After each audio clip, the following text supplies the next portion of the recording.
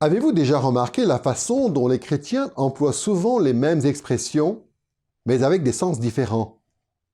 En tout cas, c'est ce qu'on peut observer avec l'expression « la nouvelle alliance ». À chaque fois qu'on célèbre le repas du Seigneur, la Sainte Seine, on répète les paroles que Jésus a prononcées.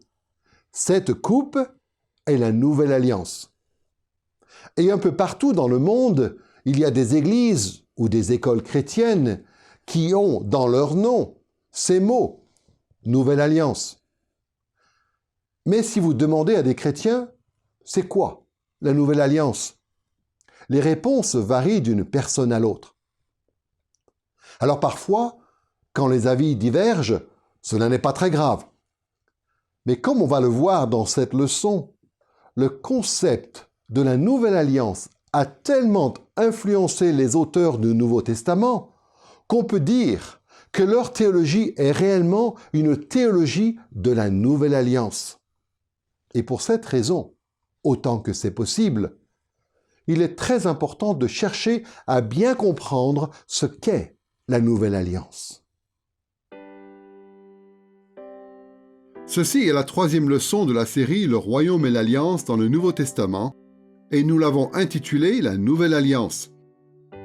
Dans cette leçon, nous allons voir la façon dont les auteurs du Nouveau Testament s'appuient sur le concept de la Nouvelle Alliance pour formuler certains de leurs enseignements les plus importants. Cette leçon se divise en deux parties. D'abord, nous allons considérer la façon dont la Nouvelle Alliance caractérise l'administration du royaume de Dieu. Ensuite, nous réfléchirons à la façon dont la Nouvelle Alliance révèle les rouages de la relation entre Dieu et son peuple. Commençons par l'administration du royaume, c'est-à-dire la façon dont Dieu gouverne son royaume à travers la Nouvelle Alliance. Le terme en hébreu que nous traduisons habituellement par « alliance » est « bérit ».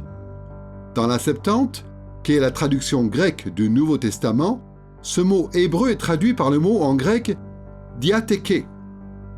Diatheke apparaît aussi dans le Nouveau Testament pour dire « alliance ». Les mots « bérit » et « diatheke » désignent tous les deux un accord ou un pacte solennel. Dans la Bible, il y a des alliances entre des personnes de même rang.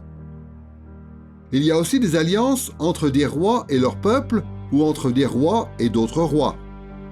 Et Dieu a fait des alliances avec des nations et avec des personnes. Dans cette leçon, nous allons surtout nous intéresser aux alliances de Dieu avec des personnes et notamment à sa nouvelle alliance en Christ. Il est important de savoir qu'une des avancées les plus importantes qu'on ait connues au niveau de la compréhension des alliances bibliques de Dieu remonte à la deuxième moitié du XXe siècle. C'est à cette époque qu'on a commencé à comparer les alliances de la Bible avec un ensemble de documents issus du Proche-Orient ancien qu'on appelle les traités de vassalité. Ces documents sont des traités internationaux conclus entre différentes nations à l'époque de l'Ancien Testament. Par le moyen de ces traités, les suzerains, ou les grands rois de l'époque, administraient leur royaume et leurs relations avec leurs vassaux, c'est-à-dire avec les rois qui leur étaient inférieurs et qui étaient soumis à leur autorité. Comme on va le voir, les similitudes qui existent entre les alliances bibliques et ces fameux traités de vassalité montrent que les alliances de Dieu dans les Écritures constituent le moyen principal par lequel Dieu a voulu administrer les affaires de son royaume. Nous voyons dans l'Ancien Testament, surtout dans le livre de la Genèse, qu'il existe deux types de traités. D'abord, il y a ce qu'on pourrait appeler un traité paritaire, entre deux personnes qui ont le même pouvoir, la même autorité, et qui concluent un accord qui est censé être aussi bénéfique pour l'un que pour l'autre. Par exemple, Abraham et Abimélec. Le second type de traité, c'est un traité caractéristique du Proche-Orient ancien, qu'on appelle un traité de vassalité, et qui est conclu entre deux puissances inégales. L'une est plus grande, plus forte, et elle a vraisemblablement déjà vaincu la plus faible. Et maintenant, elle voudrait établir une relation avec cette puissance vaincue, une relation où elle, la puissance la plus forte, le suzerain, recevrait toutes sortes de services de la part du vassal. Et donc la plupart du temps, cela signifie que le vassal doit prêter allégeance au suzerain et lui promettre une fidélité absolue.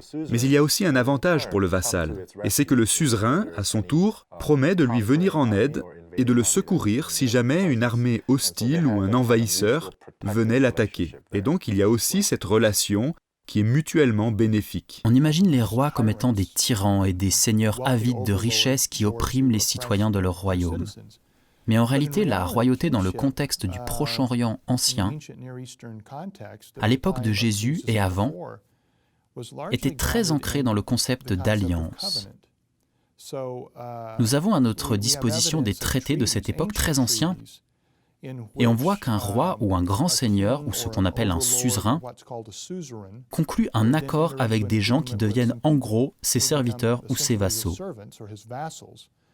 Et la relation qui est ainsi établie est telle que le seigneur ou le suzerain fixe un certain nombre de conditions à cette relation, en disant quelque chose du genre « Moi, je vais vous protéger, je vais vous permettre de connaître la prospérité, je vais vous donner une identité,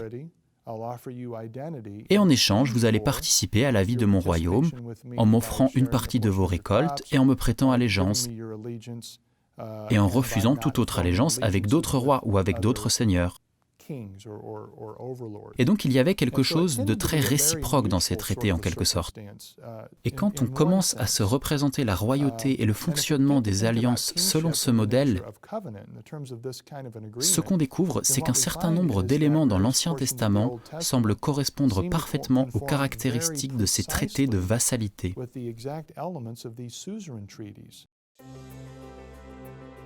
Nous allons réfléchir à l'administration du royaume de Dieu, c'est-à-dire à la façon dont Dieu gouverne son royaume en 3 étapes. D'abord, nous allons voir que dans les alliances, il y a des représentants légaux qui ont une importance particulière. Ensuite, nous verrons que les alliances de Dieu comportent des règles appropriées pour le royaume de Dieu.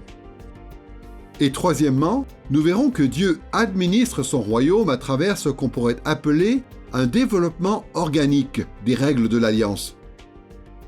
Commençons par la question des représentants légaux dans les alliances de Dieu. Comme on vient de le voir, les suzerains de l'Antiquité administraient leur royaume en établissant des traités avec des rois inférieurs ou des vassaux. Ces rois vassaux représentaient leur nation et gouvernaient leur royaume en étant ainsi soumis aux suzerains. De façon similaire, Dieu administre son royaume en concluant des alliances avec des hommes qu'il choisit pour représenter son peuple. Pour bien comprendre ce point, nous allons voir la façon dont Dieu a choisi des représentants légaux pour ses alliances dans l'Ancien Testament. Ensuite, nous passerons à la Nouvelle Alliance. Commençons par l'Ancien Testament. On peut voir sans difficulté que Dieu a choisi des représentants légaux pour ses alliances à l'époque de l'Ancien Testament. Genèse chapitre 1 à 3 et Osée chapitre 6 verset 7 sont 2 passages qui montrent que Dieu a conclu une première alliance biblique avec Adam. Genèse chapitre 6 verset 18 et Genèse chapitre 9 verset 9 à 17 parlent de l'alliance de Dieu avec Noé. Et dans Genèse chapitre 15 et 17, Dieu fait une alliance avec Abraham. Le passage d'Exode, chapitre 19 à 24, montre que Dieu a choisi Moïse comme représentant légal dans l'alliance du Sinaï. Et enfin, des passages comme Psaume 89 et Psaume 132 parlent de l'alliance de Dieu avec David. Dieu a traité différemment avec chacun de ces hommes en concluant ces alliances. Mais à chaque fois, ces hommes représentaient d'autres personnes devant Dieu, le grand roi, et devant l'autorité judiciaire de son tribunal céleste. Les alliances faites avec Adam et avec Noé sont appelées des alliances universelles, car Adam et Noé représentaient tous les êtres humains, qui étaient alors tous les membres de ces alliances avec Dieu. Les alliances avec Abraham, avec Moïse et avec David sont appelées des alliances nationales, car dans ces alliances, ces hommes représentaient la nation d'Israël en tant que peuple de l'Alliance, ce qui incluait aussi certains païens qui avaient rejoint Israël. Gardons à l'esprit le fait que Dieu a choisi des représentants légaux pour ses alliances dans l'Ancien Testament, et voyons maintenant comment Dieu administre la nouvelle alliance à travers un représentant légal.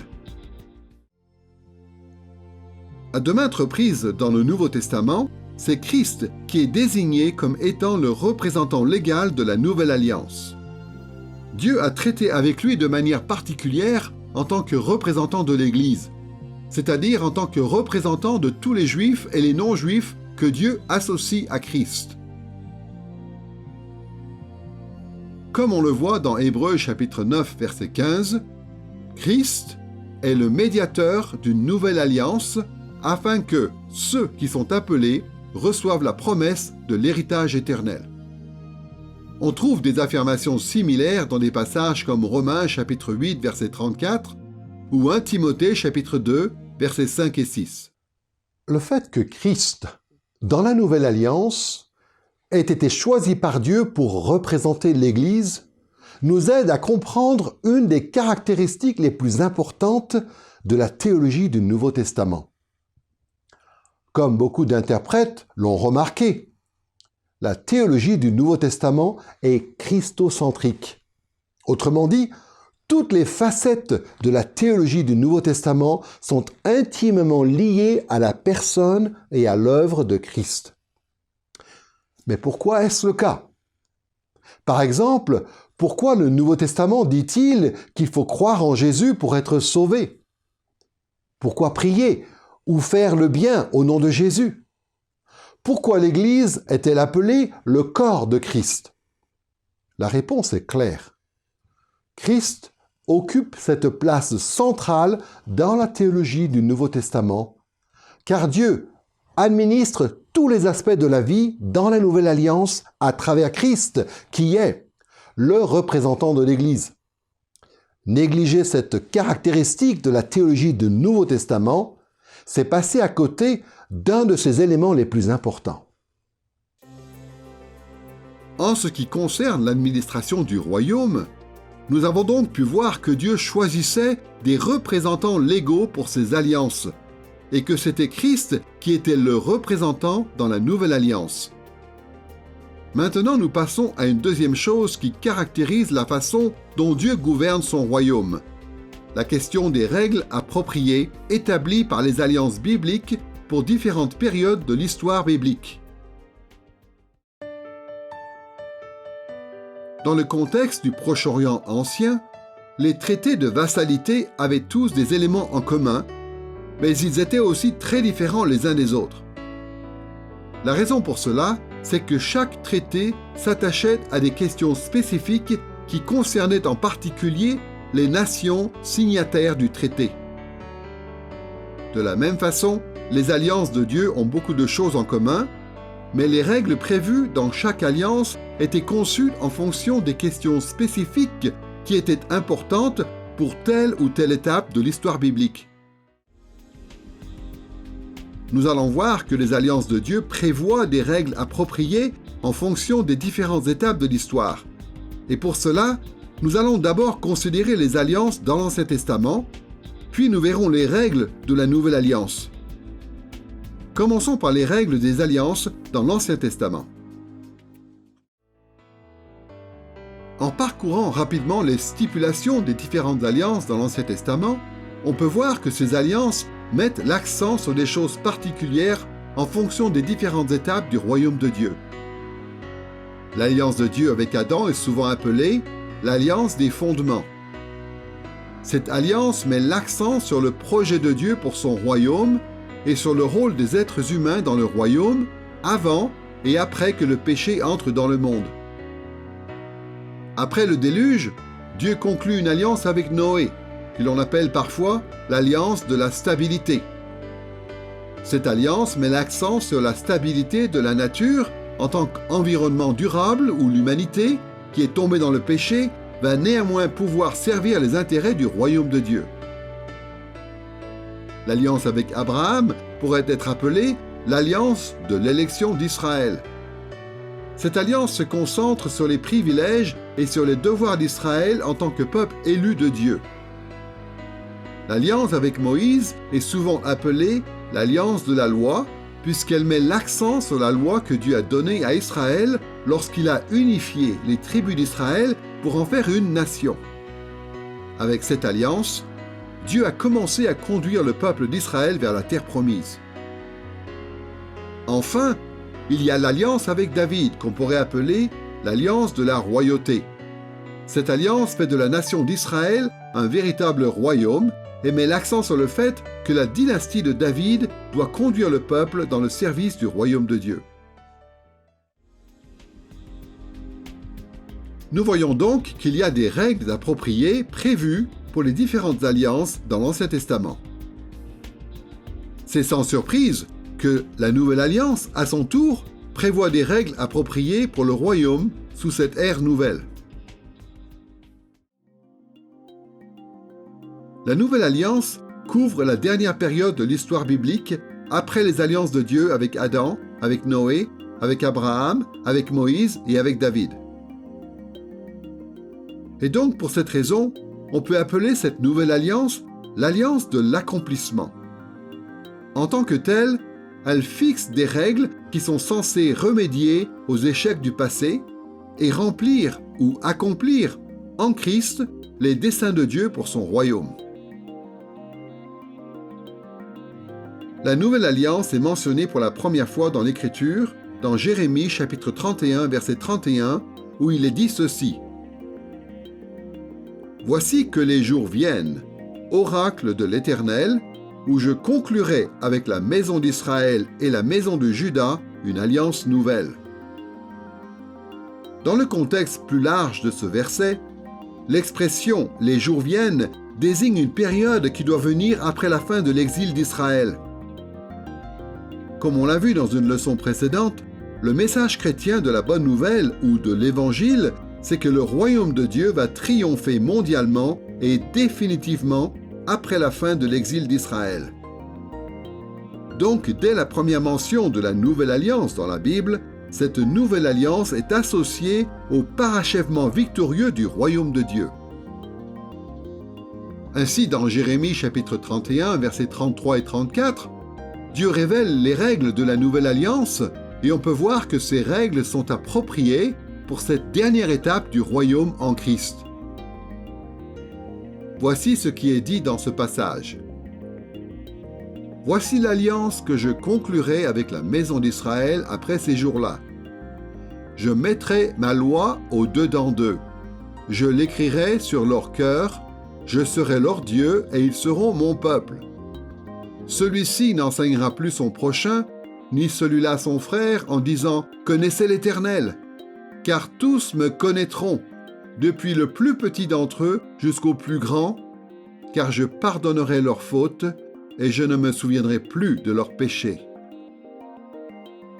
Notez bien dans ce passage que la Nouvelle Alliance va conduire à l'accomplissement ultime du royaume de Dieu, lorsque Dieu dit au sujet de son peuple « Je pardonnerai leurs fautes et je ne me souviendrai plus de leurs péchés. » Concernant ce jour futur de bénédiction ultime et éternelle destiné au peuple de Dieu, le Seigneur dit « Je mettrai ma loi au-dedans d'eux, je l'écrirai sur leur cœur. » Et Dieu affirme que cette réalité s'appliquera à toutes les personnes dans la Nouvelle Alliance. Comme il le dit lui-même, « Tous me connaîtront, depuis le plus petit d'entre eux jusqu'au plus grand. »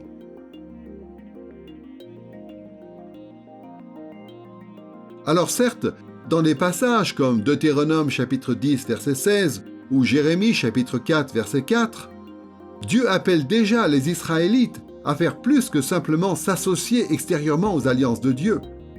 Il les appelle à circoncire leur cœur. Autrement dit, ils étaient déjà censés aimer Dieu au point d'écrire sa loi sur leur cœur.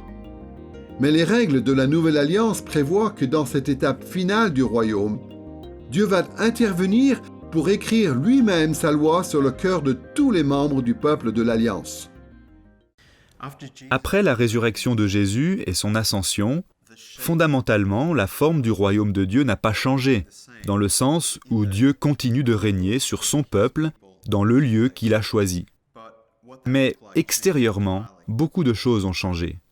Une des choses les plus importantes qui découlent du fait que Jésus est assis à la droite de Dieu, conformément à ce que dit Pierre d'ailleurs dans sa prédication à la Pentecôte dans Actes chapitre 2, c'est que le Saint-Esprit a été déversé sur le peuple de Dieu, comme cela avait été prédit dans le livre du prophète Joël. Et le fait que le Saint-Esprit habite maintenant dans les Juifs et aussi dans les païens, ce qui a été surprenant et même choquant au début, c'est le signe que le royaume de Dieu n'est plus dorénavant constitué du peuple d'Israël, c'est-à-dire de la descendance physique d'Abraham, mais de la descendance d'Abraham selon la foi, comme le dit l'apôtre Paul dans Romains 4. Le royaume de Dieu est donc constitué de gens issus de toute tribu, de toute nation, de toute langue. Tous ceux qui ont foi en Christ reçoivent le Saint-Esprit, et tous ceux qui ont le Saint-Esprit ont Dieu qui vit et qui règne en eux. Comme on l'a vu dans la leçon précédente, Jésus a dit que l'ère de la Nouvelle Alliance viendrait en 3 étapes. Il y a d'abord l'inauguration de cette ère lors de la première venue de Christ. À ce moment-là, Christ a accompli beaucoup des attentes qui étaient liées à la Nouvelle Alliance, mais pas toutes.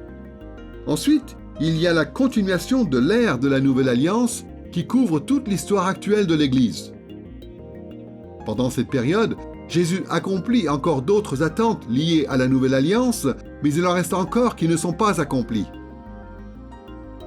Et enfin, l'ère de la Nouvelle Alliance atteindra son apogée à la consommation du royaume lorsque Christ reviendra.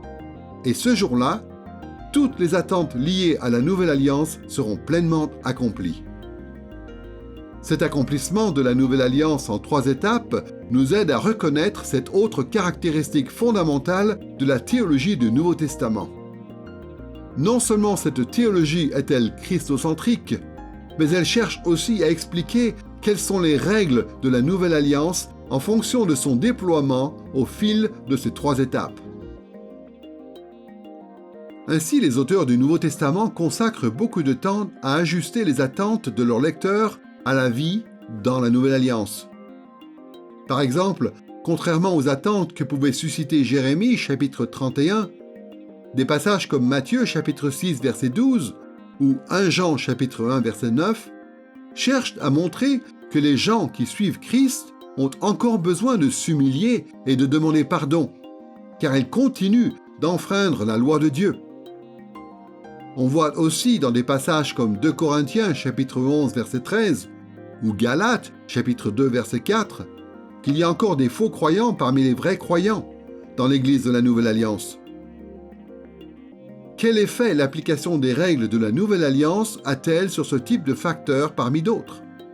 D'une façon ou d'une autre, toute la théologie du Nouveau Testament cherche à répondre à cette question. Nous avons donc pu réfléchir à l'administration du royaume de Dieu, c'est-à-dire à la façon dont Dieu gouverne son royaume, d'abord grâce à des représentants légaux, et ensuite grâce à des règles appropriées en fonction de la progression du royaume dans l'histoire. Maintenant, nous allons voir que dans les alliances bibliques, les règles suivent un développement organique.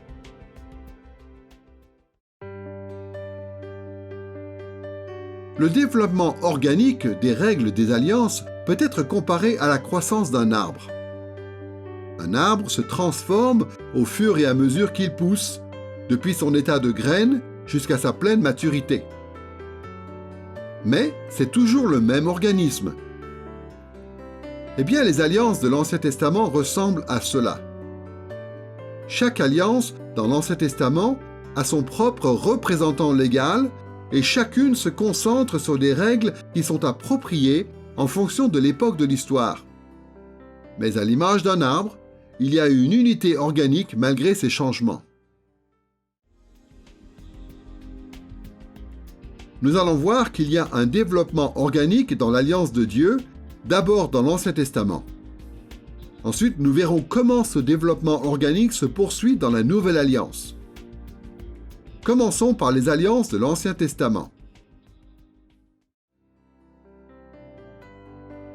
On voit que les alliances de l'Ancien Testament se développent de façon organique dans la mesure où les règles des différentes alliances restent en vigueur tout au long de l'histoire de l'Ancien Testament. Par exemple, depuis l'époque d'Adam, on peut dire que Dieu a établi le genre humain pour être l'image de Dieu sur la terre et pour étendre son royaume dans le monde entier. Cette règle, cette disposition de l'alliance a évolué avec le temps, mais n'a jamais été abrogée. Depuis l'époque de Noé, Dieu a instauré une stabilité dans la nature, et la nature est devenue un environnement pérenne, où les hommes, image de Dieu, peuvent servir les intérêts du royaume de Dieu. Cette règle, dans l'administration du royaume, a aussi évolué quelque peu, avec les alliances suivantes, mais Dieu ne l'a jamais annulée. Depuis l'époque d'Abraham, Dieu a confié au peuple d'Israël un certain nombre de privilèges et de devoirs en tant que peuple élu. Ce rôle particulier dans l'histoire s'est précisé au fur et à mesure que d'autres alliances se sont ajoutées, mais n'a jamais disparu du mode d'administration que Dieu a voulu pour son royaume. Depuis l'époque de Moïse, la loi a servi de guide pour Israël. L'application de cette loi a évolué avec l'apparition de nouvelles alliances, mais la loi elle-même n'a jamais été abolie. Et depuis l'époque de David, c'est la dynastie royale de David qui est censée conduire le peuple dans son service en tant que peuple du royaume. Cette disposition, elle aussi, a évolué avec la nouvelle alliance et avec la royauté de Jésus, mais elle n'a pas été mise de côté. Il y a donc un développement organique des alliances que l'on voit dans l'Ancien Testament, et ce motif se poursuit avec la nouvelle alliance en Christ. La nouvelle alliance, elle aussi, constitue un développement organique des alliances précédentes. Prenons Jérémie 31, verset 31 de nouveau, où Dieu dit ceci. « Je conclurai avec la maison d'Israël et la maison de Juda une alliance nouvelle. » Trop souvent, les chrétiens s'imaginent que l'expression « nouvelle alliance » signifie que la nouvelle alliance est quelque chose de foncièrement nouveau, quelque chose qui serait déconnecté des alliances précédentes dans la Bible. Or, il est important de savoir que le mot « nouveau » en hébreu, c'est « shadash ». Et d'autres passages comme Ésaïe chapitre 61 verset 4 ou Ézéchiel chapitre 36 verset 26 ou encore Job chapitre 29 verset 20 montrent clairement que ce terme, ainsi que les formes verbales qui lui sont associées, ne veut pas dire foncièrement nouveau. Cette famille de mots veut plutôt dire renouvelé, rénové, reconstruit ou rafraîchi.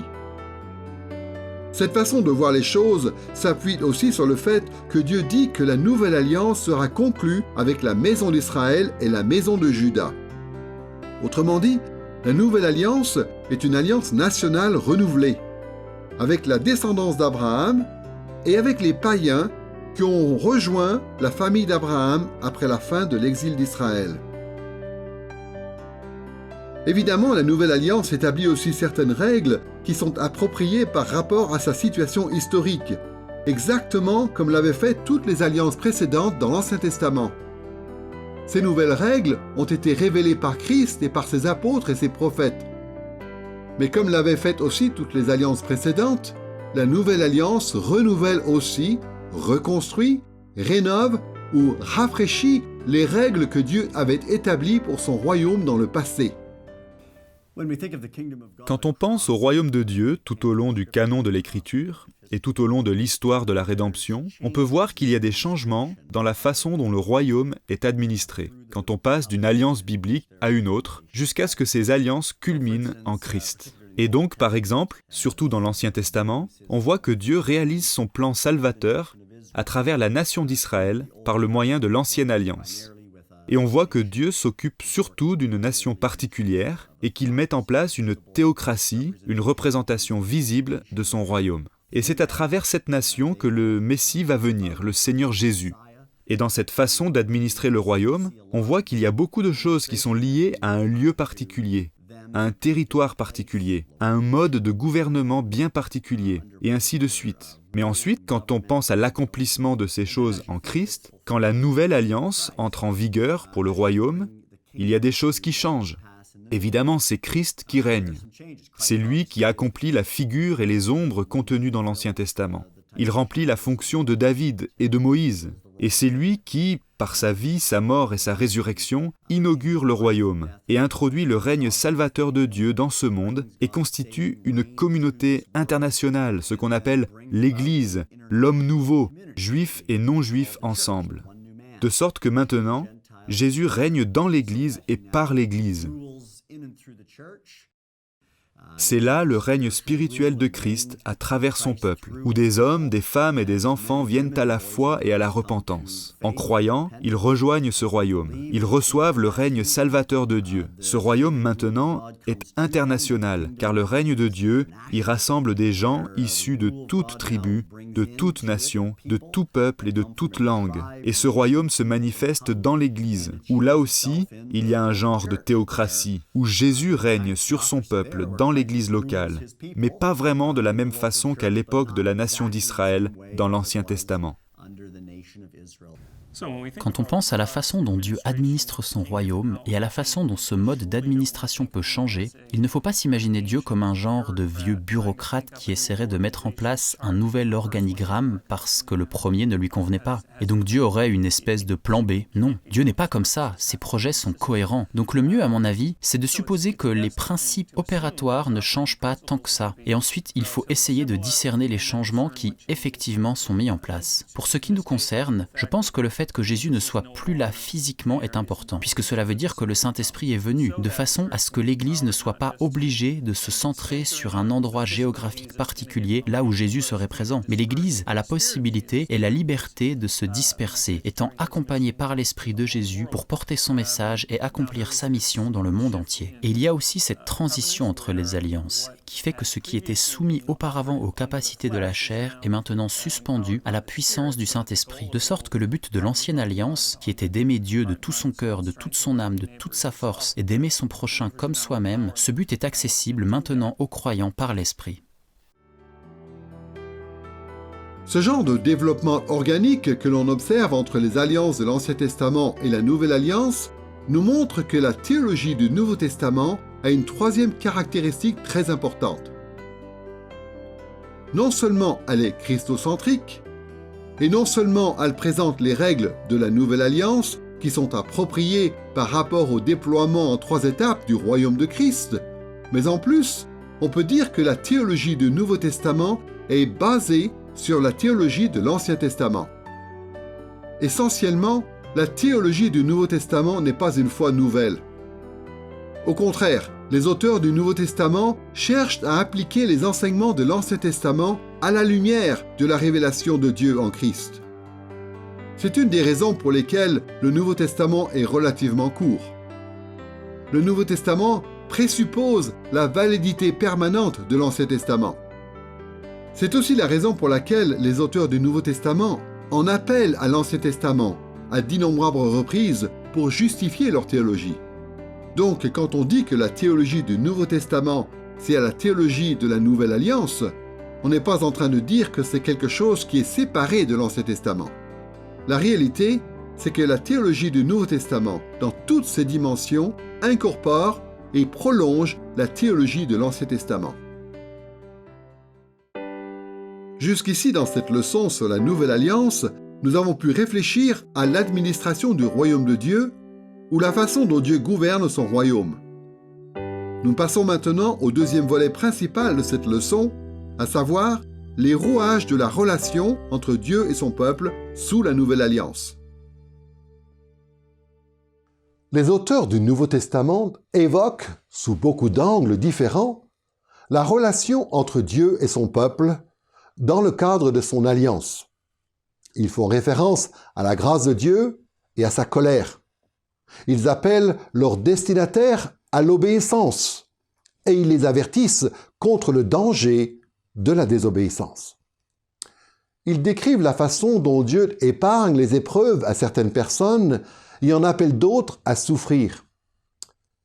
Ce type d'allusion à la relation de Dieu avec son peuple soulève des questions importantes. Y a-t-il un fondement théologique derrière cette grande variété de situations? Les auteurs du Nouveau Testament y voyaient-ils une certaine logique? Quels sont, pour eux, les rouages de la relation entre Dieu et les hommes dans la Nouvelle Alliance? Une fois de plus, nous allons réfléchir à cette question en la replaçant d'abord dans le contexte des traités de vassalité typiques du Proche-Orient ancien. De façon générale, ces traités contiennent 3 éléments caractéristiques de la relation entre le roi suzerain et ses vassaux. D'abord, le suzerain rappelle toujours la bienveillance qu'il a exercée à l'égard de ses vassaux. Ensuite, le suzerain explique de quelle façon les vassaux doivent manifester leur loyauté. Et troisièmement, le suzerain énumère les conséquences en termes de bénédiction et de malédiction auxquelles les vassaux pouvaient s'attendre en cas de fidélité et en cas d'infidélité. Alors bien sûr, il faut préciser que les suzerains, qui étaient en position de force, se réservaient toujours la possibilité de faire appliquer les termes de leurs alliances comme ils le souhaitaient. Mais en général, la bienveillance, la loyauté et les conséquences constituaient les principes de base qui structuraient ces traités et qui régulaient les relations ainsi établies. Et comme on va le voir, ce sont ces mêmes principes qui apparaissent dans les rouages de la relation entre Dieu et les hommes et qui structurent les alliances bibliques. Il faut garder à l'esprit le fait que Dieu, en tant que suzerain suprême, est celui qui détermine le fonctionnement de ces alliances. Et il a fait cela selon sa sagesse incomparable et non en se conformant à des normes humaines. C'est pourquoi l'Écriture nous dit que la relation de Dieu avec son peuple dépasse souvent notre entendement humain. Mais comme nous le rappellent de nombreux passages, comme Deutéronome chapitre 29 verset 29, ou Ésaïe chapitre 55 versets 8 et 9, ou un certain nombre de psaumes, ou encore des livres entiers comme Job ou l'Ecclésiaste, les rouages que Dieu a fixés pour ses alliances sont toujours bons et sages. Nous allons examiner les rouages de la relation entre Dieu et son peuple en relevant d'abord la bienveillance divine exercée par Dieu à l'égard de son peuple. Ensuite, deuxièmement, nous verrons que les alliances bibliques comportent des tests de loyauté destinés au peuple de l'Alliance. Et troisièmement, nous évoquerons les conséquences, en termes de bénédiction et de malédiction, prévues en cas de fidélité ou d'infidélité. Commençons par la bienveillance divine. Nous allons relever les éléments relatifs à la bienveillance divine d'abord dans les alliances de l'Ancien Testament, puis dans la Nouvelle Alliance. Pour commencer, prenons les alliances dans l'Ancien Testament. Dans l'Ancien Testament, on voit clairement que c'est la bienveillance de Dieu, ou sa bonté, qui initie et qui soutient les relations qui sont établies par ces alliances. Pour commencer, la bienveillance divine a été manifestée à l'égard d'Adam en tant que représentant légal dans l'alliance des fondements. Avant la chute d'Adam dans le péché, Dieu a exercé sa bienveillance à l'égard d'Adam en créant le jardin d'Éden et en y plaçant Adam en tant qu'image de Dieu. Et Dieu a aussi exercé sa grâce qui sauve à l'égard de nos premiers parents, Adam et Ève, après leur chute dans le péché. De plus, Adam représentait toute l'humanité dans le tribunal de Dieu. Et donc la bienveillance que Dieu a manifestée envers Adam s'est étendue à tout le peuple qu'Adam représentait, c'est-à-dire à tous les hommes. D'une façon ou d'une autre, Dieu a ainsi étendu sa grâce commune à tout le monde ici-bas, y compris aux non-croyants. Et envers les vrais croyants comme Abel, Seth et beaucoup d'autres, Dieu a manifesté sa grâce particulière, sa grâce qui sauve. Tout au long de sa vie, Noé a aussi fait l'objet de la bienveillance divine, c'est-à-dire à la fois de la grâce commune et de la grâce qui sauve en tant que représentant légal devant Dieu dans l'alliance de la stabilité.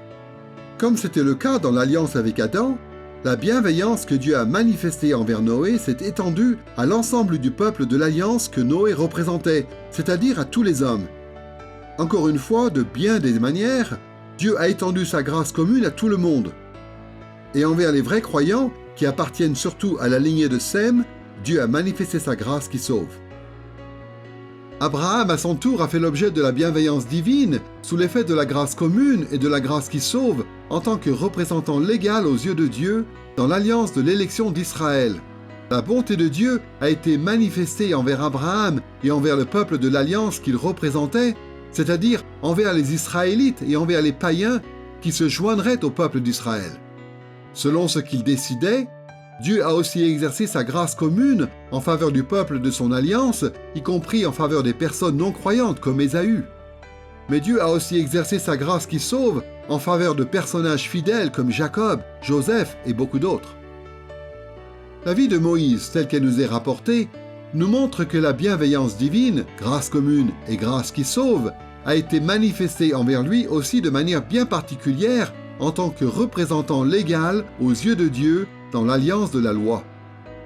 La bonté de Dieu a aussi profité à ceux que Moïse représentait, c'est-à-dire à la nation d'Israël et à tous ceux qui voulaient se joindre à Israël. La grâce commune de Dieu profitait à tous les Israélites, même à ceux qui n'avaient pas la foi. Et Dieu a exercé sa grâce qui sauve en faveur de beaucoup d'Israélites et de beaucoup d'autres qui s'étaient joints à Israël. Enfin, c'est le roi David qui a fait particulièrement l'objet de la bienveillance divine en tant que représentant légal choisi par Dieu dans l'alliance de la royauté. Encore une fois, la bonté de Dieu à l'égard de David a profité au peuple de l'alliance que David représentait, c'est-à-dire aux fils de la lignée davidique, à la nation d'Israël et aux païens qui se joignaient à Israël. Selon la sagesse insondable de Dieu, tous ont reçu la grâce commune, y compris les non-croyants. Mais les vrais croyants en Israël ont aussi reçu la grâce qui sauve. La bienveillance divine exercée par Dieu au profit de son peuple au fur et à mesure des alliances dans l'Ancien Testament prépare le terrain pour la façon dont la bienveillance de Dieu va influencer, cette fois, les rouages de la nouvelle alliance.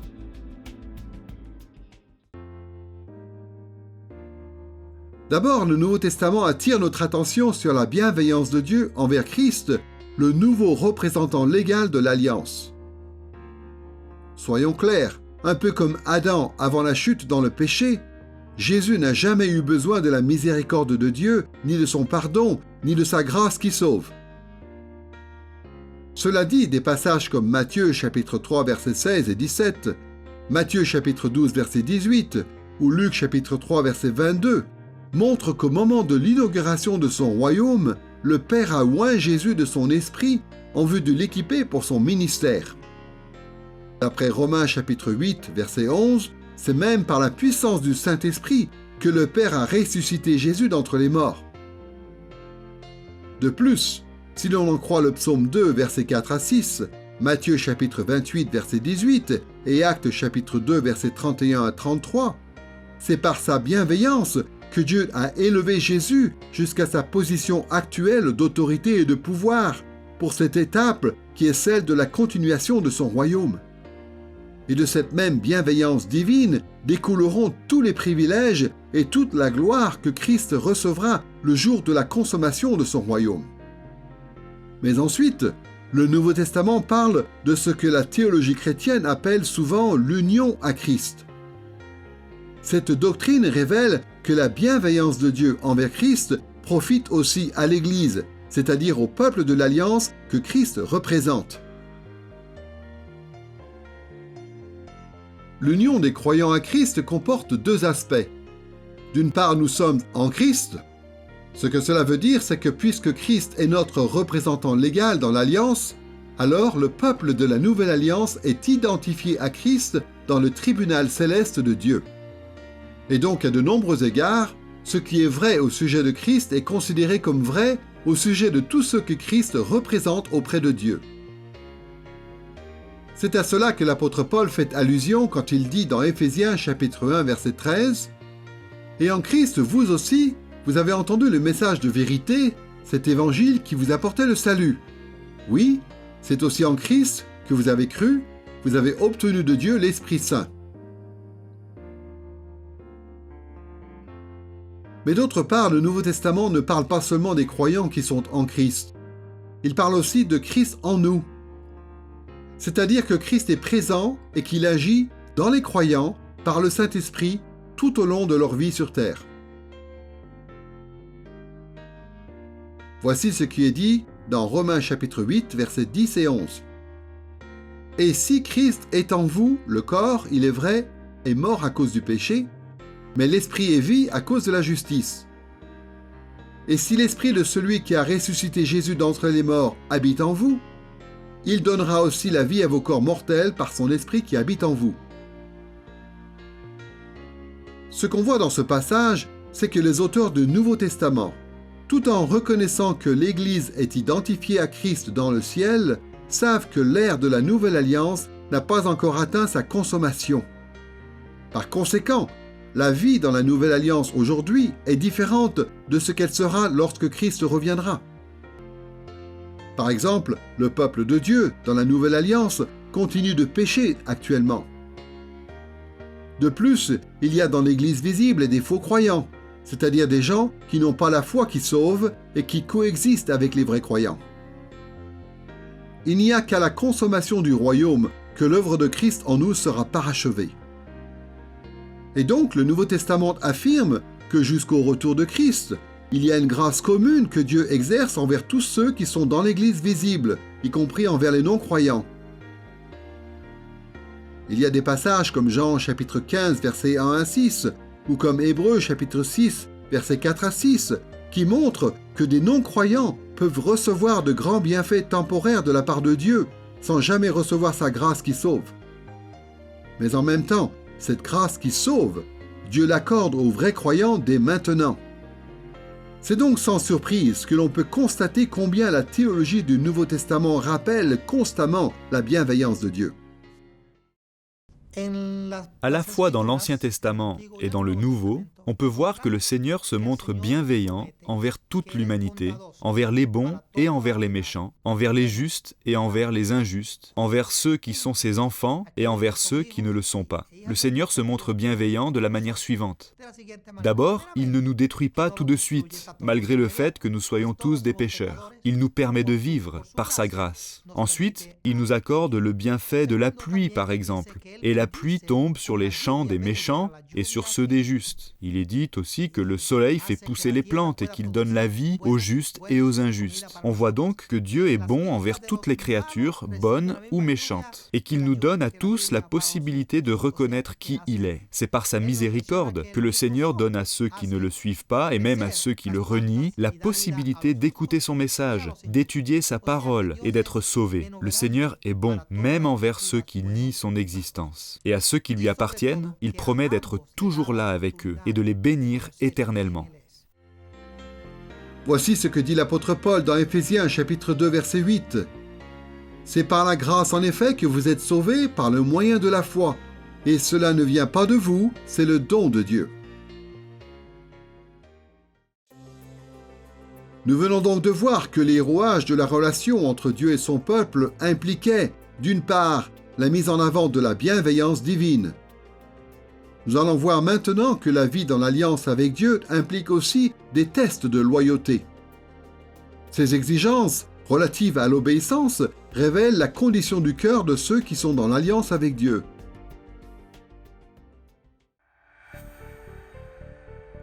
Sans doute faut-il mentionner à ce stade qu'au cours du XXe siècle, beaucoup de chercheurs ont commencé à comparer les alliances bibliques avec un autre ensemble de documents issus du Proche-Orient ancien qu'on appelle parfois les donations royales. Par ces donations, les suzerains pouvaient accorder officiellement des bienfaits à des vassaux ou à des sujets du royaume. Quand on a commencé à se pencher sur ces documents, beaucoup de spécialistes ont conclu qu'il n'y avait pas d'obligation, pas d'exigence, pas de test de loyauté en contrepartie de la donation. Et par conséquent, plusieurs interprètes de la Bible ont à leur tour proposé l'idée que certaines alliances bibliques n'obligeaient pas le peuple de Dieu à la loyauté. Mais plus récemment, la recherche a abouti à des résultats contraires. Nous savons maintenant que même les donations royales impliquaient en retour le service et la loyauté des bénéficiaires. Donc il n'y a pas de surprise. si l'Écriture nous dit que Dieu teste la loyauté de son peuple dans toutes les alliances bibliques, y compris dans la Nouvelle Alliance. Quand nous disons que Dieu teste ou éprouve notre loyauté, et que cela fait partie de la vie dans la Nouvelle Alliance, il faut faire attention à éviter certains malentendus. D'abord, dans toute la Bible, il n'y a jamais eu un pécheur qui a gagné son salut par la pratique de bonnes œuvres. Nous n'atteindrons jamais par nos propres efforts un niveau de perfection suffisant pour recevoir les bénédictions éternelles de Dieu. En fait, c'est la grâce de Dieu agissant en nous qui nous rend capables d'accomplir la moindre œuvre bonne. Nous sommes incapables de faire quoi que ce soit de bien indépendamment de la miséricorde de Dieu et de la puissance de son esprit. Et troisièmement, il nous faut quand même prendre conscience que Dieu a toujours appelé son peuple à l'obéissance. Dans l'Ancien Testament, comme dans le Nouveau, Dieu teste ou éprouve le cœur des membres de son alliance en voyant comment ils répondent à ses commandements. Ce que je voudrais que tous les chrétiens comprennent, c'est que la relation personnelle des croyants avec Dieu n'a pas commencé dans le Nouveau Testament. C'est l'accomplissement de la promesse millénaire. Je serai leur Dieu et ils seront mon peuple. C'est une formule qui remonte jusqu'au commencement, jusqu'au Jardin d'Éden, jusqu'à Genèse 12, jusqu'à la constitution du peuple de l'Alliance. Et donc l'attachement intérieur,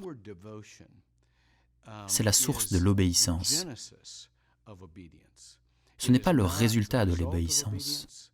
Ce n'est pas non plus séparé de l'obéissance. Nous obéissons à Dieu parce qu'il nous a aimés, parce qu'il nous a interpellés, parce qu'il nous a formés, parce qu'il nous a accompagnés dans toutes nos vallées, dans tous nos déserts, dans toutes nos victoires. Et donc l'obéissance procède de cette relation personnelle et non d'une règle.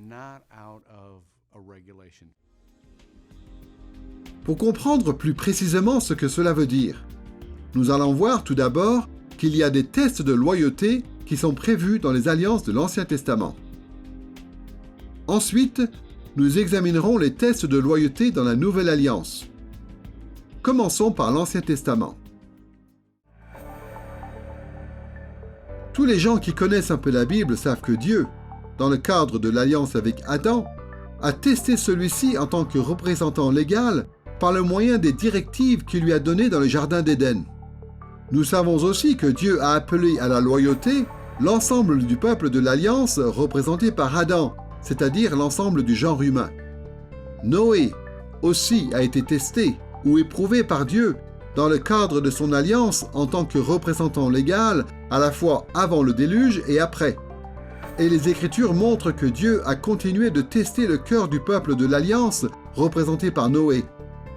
Encore une fois, il s'agissait de tout le genre humain. Tous les épisodes qui nous sont rapportés de la vie d'Abraham montrent que lui aussi a été testé par Dieu au niveau de sa loyauté, encore une fois en tant que représentant légal dans l'Alliance.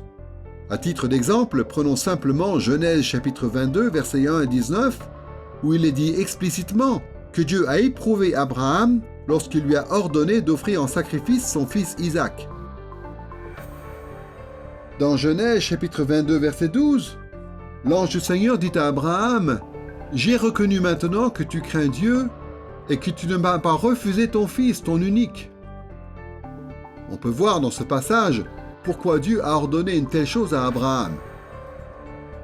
Il l'a mis à l'épreuve pour révéler la condition réelle de son cœur. De façon similaire, les Écritures montrent que Dieu a aussi testé la loyauté de son peuple, représenté par Abraham, à savoir le peuple d'Israël et les païens qui se joindraient à Israël. Moïse aussi a été éprouvé par Dieu par le moyen de ses commandements tout au long de sa vie en tant que représentant d'Israël. Et Dieu explique clairement qu'il a donné sa loi au peuple de l'Alliance, aux Israélites, précisément pour les tester eux aussi. Voici ce que Moïse dit au peuple dans Deutéronome chapitre 8, verset 2. L'Éternel ton Dieu t'a fait faire tout ce chemin pendant ces 40 années dans le désert, afin de t'humilier et de t'éprouver, pour reconnaître ce qu'il y avait dans ton cœur et si tu observerais ses commandements, oui ou non. De la même façon, ce qui nous est rapporté concernant la vie du roi David nous montre que Dieu a testé la loyauté de David aussi en tant que représentant royal d'Israël. Et comme le reste de l'Ancien Testament le montre, encore et encore, Dieu a continué de tester ou d'éprouver le peuple de l'Alliance, les fils de David et la nation d'Israël dans toutes leurs générations. Nous avons donc parlé des tests de loyauté dans le cadre des alliances de l'Ancien Testament. Passons maintenant à la façon dont Dieu éprouve la loyauté de son peuple dans la Nouvelle Alliance. Alors, comme on l'a déjà vu, la grâce de Dieu a été déversée dans la Nouvelle Alliance d'une façon qui est sans précédent dans toute l'histoire biblique. Et en même temps, il est évident que le Nouveau Testament contient d'innombrables commandements de Dieu. Comment cela se fait-il ? Eh bien, à l'image des alliances de l'Ancien Testament, la Nouvelle Alliance aussi prévoit des tests de loyauté. C'est pour cette raison que le Nouveau Testament accorde beaucoup d'importance à la loyauté de Christ en tant que représentant légal dans la Nouvelle Alliance. Le Nouveau Testament affirme que lors de l'inauguration du royaume, Jésus a réussi tous les tests de loyauté auxquels il a été soumis. Dans Hébreux chapitre 4 verset 15, il est dit ceci: « Il a été tenté comme nous à tous égards, sans commettre de péché. » Et dans Philippiens chapitre 2 verset 8, l'apôtre Paul parle de l'obéissance extraordinaire de Christ. Il s'est humilié lui-même en devenant obéissant jusqu'à la mort sur la croix. Dans la théologie du Nouveau Testament, le summum de l'obéissance fidèle de Jésus à Dieu, c'est sa mort volontaire sur la croix. Mais pourquoi cet acte d'obéissance est-il si important ? Depuis le jour où le péché est entré dans le monde, Dieu a mis en place des dispositions temporaires pour remédier au péché de son peuple à travers le sang des sacrifices d'animaux. Mais d'après Hébreux chapitre 10 versets 1 à 4, ces sacrifices ne suffisaient pas pour garantir le pardon définitif et permanent de Dieu, qui caractérise son royaume glorieux. Et donc, avec l'exil d'Israël qui se rapprochait, Dieu a révélé dans Ésaïe chapitre 53 versets 1 à 12 que ce qui serait nécessaire, ce serait la mort volontaire du serviteur de l'Éternel, du Messie, en sacrifice d'expiation pour les péchés de son peuple. Par sa mort, ce personnage royal, agissant en qualité de représentant légal aux yeux de Dieu, dans le cadre de son alliance, permettrait au peuple de Dieu d'entrer au bénéfice des bienfaits glorieux de son royaume éternel et triomphant. Jésus a assumé ce rôle lors de l'inauguration du royaume, lorsqu'il a accepté de mourir sur la croix. C'est ce qu'on voit dans des passages comme Matthieu chapitre 8 verset 17, Actes chapitre 8 versets 32 et 33, Romains chapitre 6 verset 10 ou encore 1 Pierre chapitre 2 versets 22 à 25. En ayant réussi ce test de loyauté en tant que représentant légal dans la Nouvelle Alliance, Jésus offre une expiation définitive et un pardon éternel à tous ceux qui croient en lui. Non seulement Jésus est mort sur la croix, mais des passages comme Hébreux chapitre 8 versets 1 et 2 ajoutent que Christ, en tant que fils de David, accomplit fidèlement son service au ciel pendant la période de la continuation de son royaume.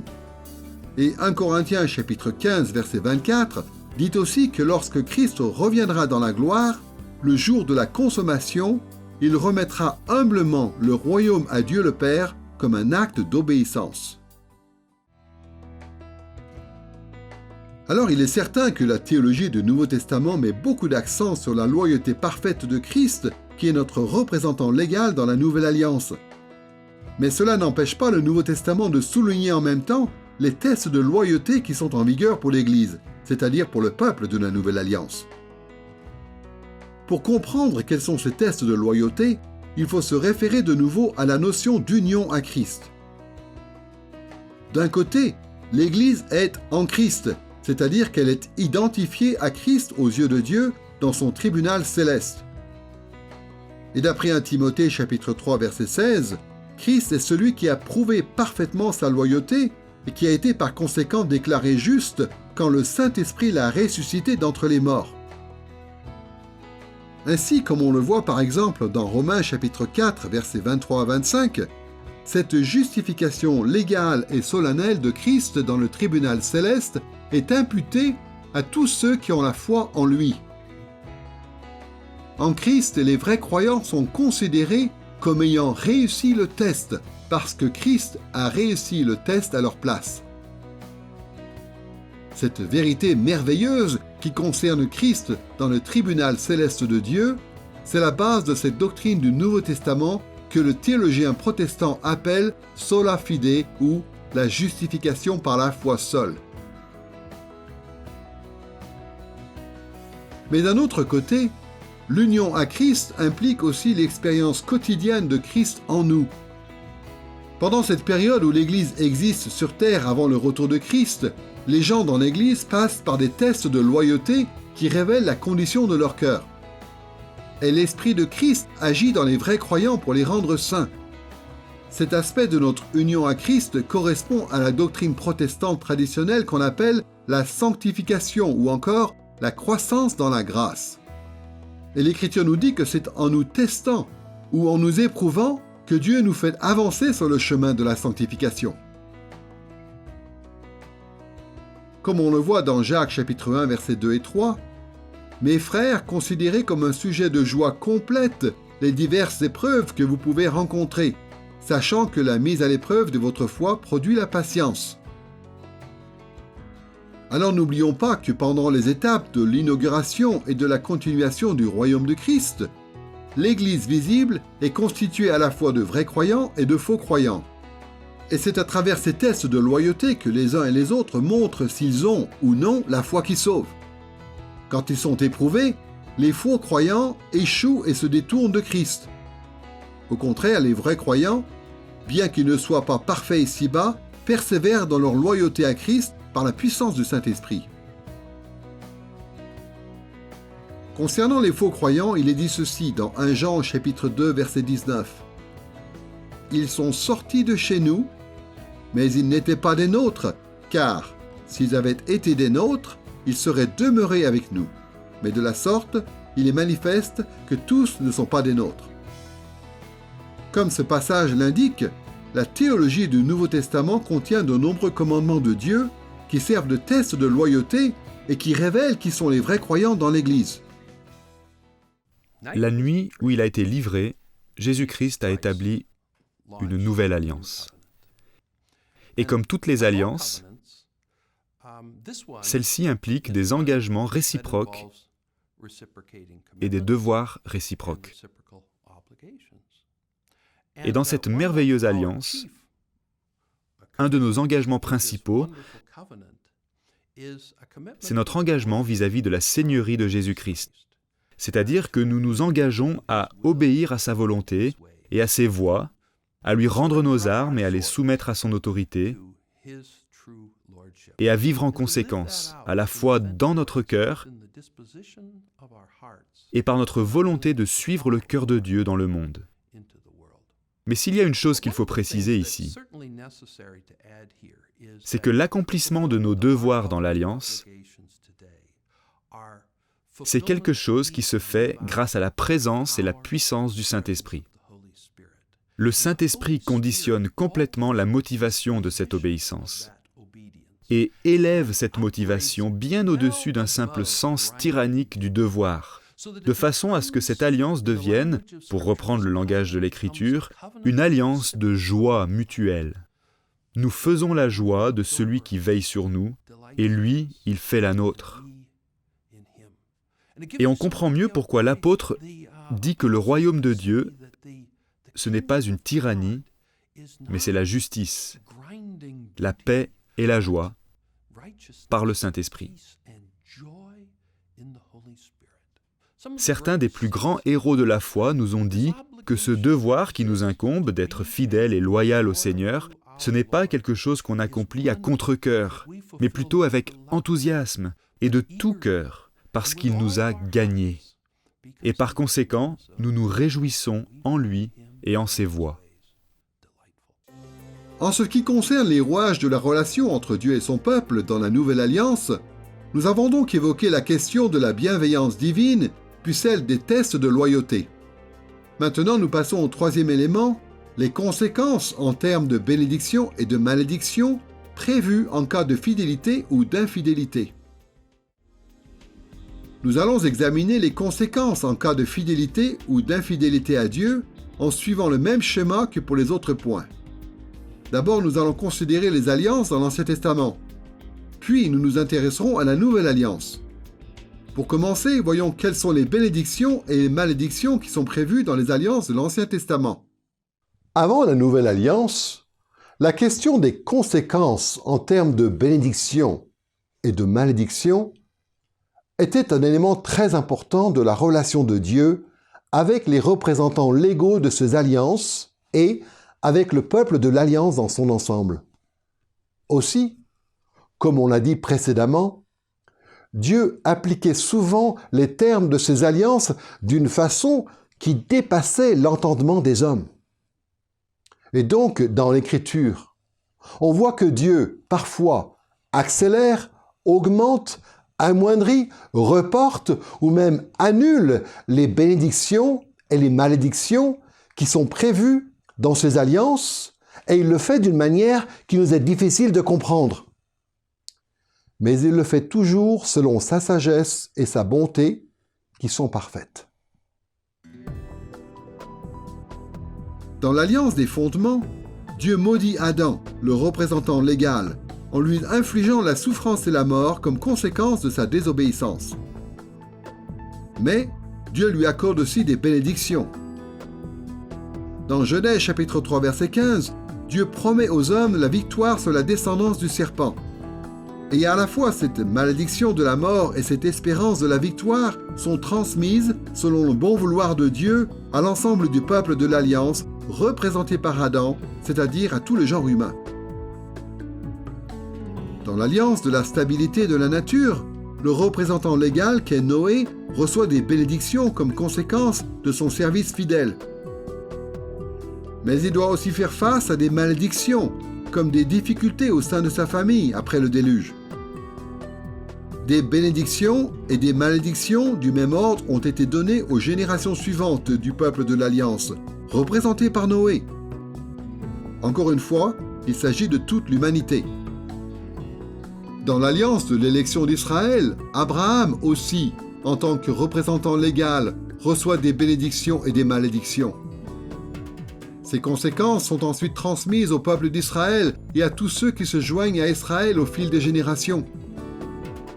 De même, dans l'Alliance de la loi, c'est Moïse, en tant que représentant légal, qui reçoit des bénédictions et des malédictions de la part de Dieu.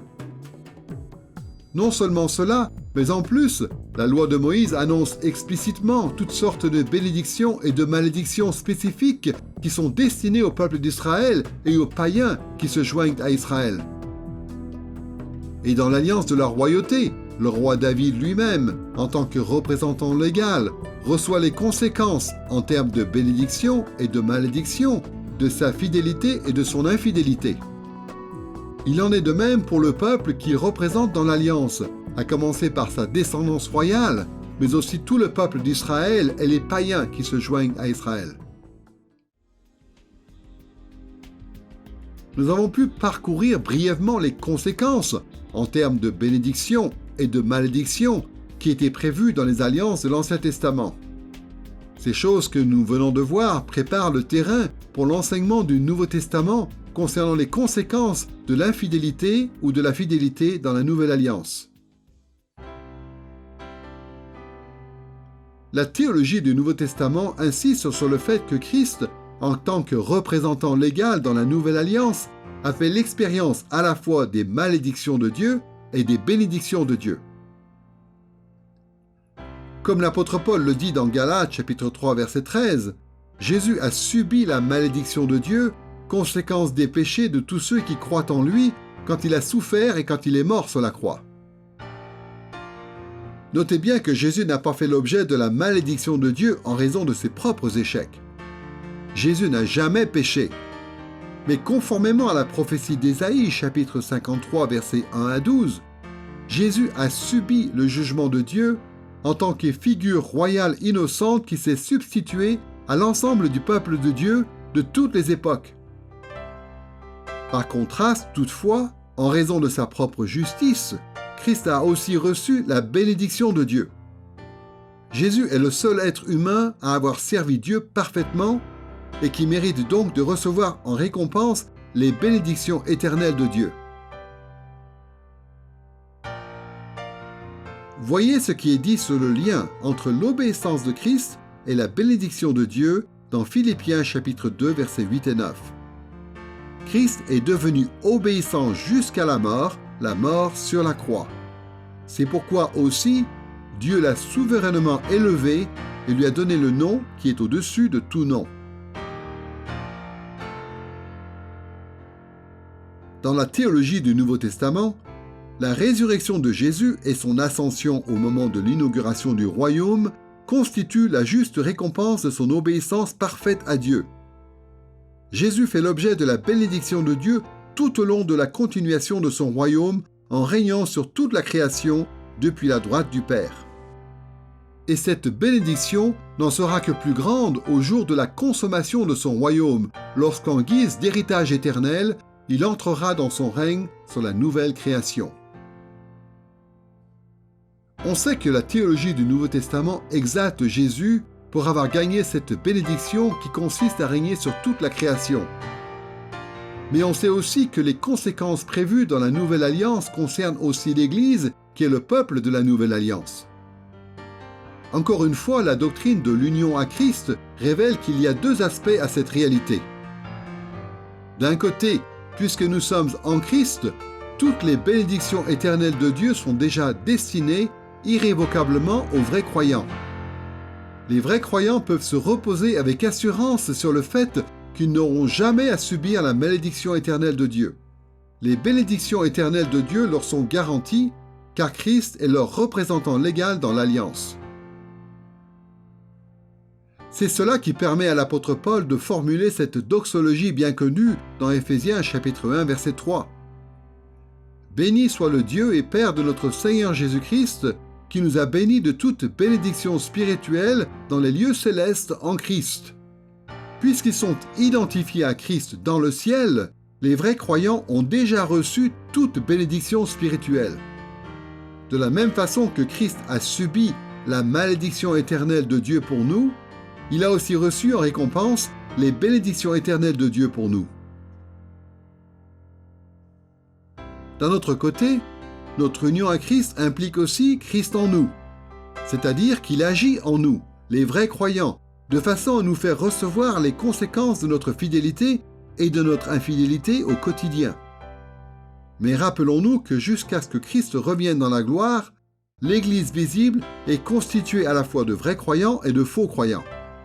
Et la théologie du Nouveau Testament explique la façon dont les bénédictions et les malédictions dans cette vie et dans l'éternité s'appliquent à chacun de ces groupes de personnes.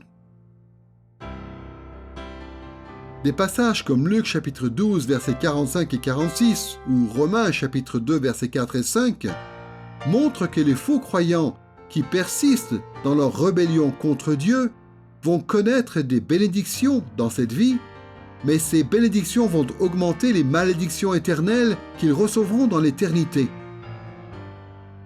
Et les peines et les difficultés qu'ils connaissent ici-bas ne sont que des avant-goûts des malédictions éternelles qu'ils recevront au retour de Christ. À l'inverse, les vrais croyants, eux aussi, reçoivent des bénédictions et des malédictions dans cette vie. Mais les bienfaits que les vrais croyants reçoivent aujourd'hui sont des avant-goûts des bénédictions éternelles qui seront les leurs à la consommation du royaume.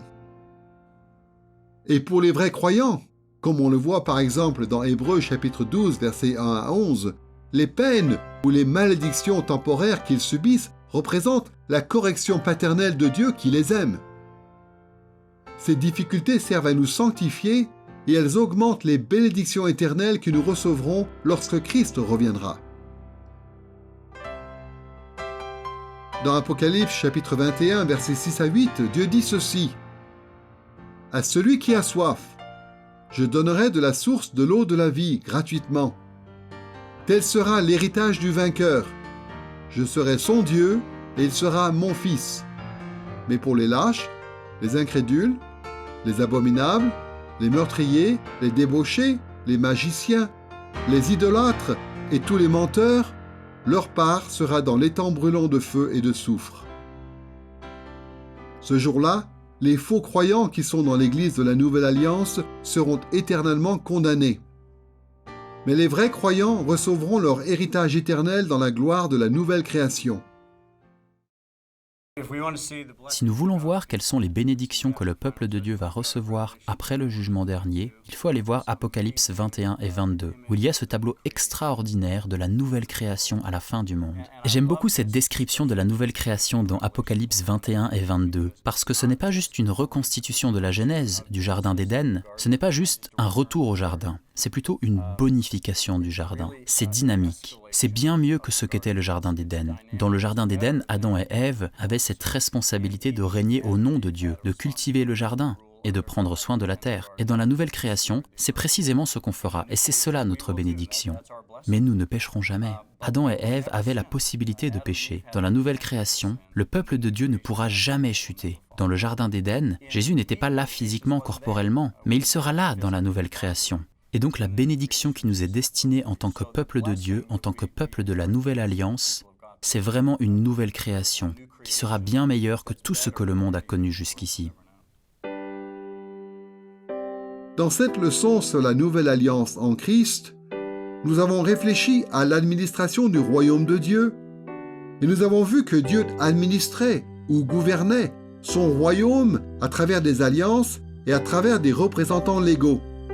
Et nous avons vu aussi la façon dont Dieu a établi des règles appropriées au fur et à mesure que ces alliances se succédaient les unes aux autres dans un développement de type organique.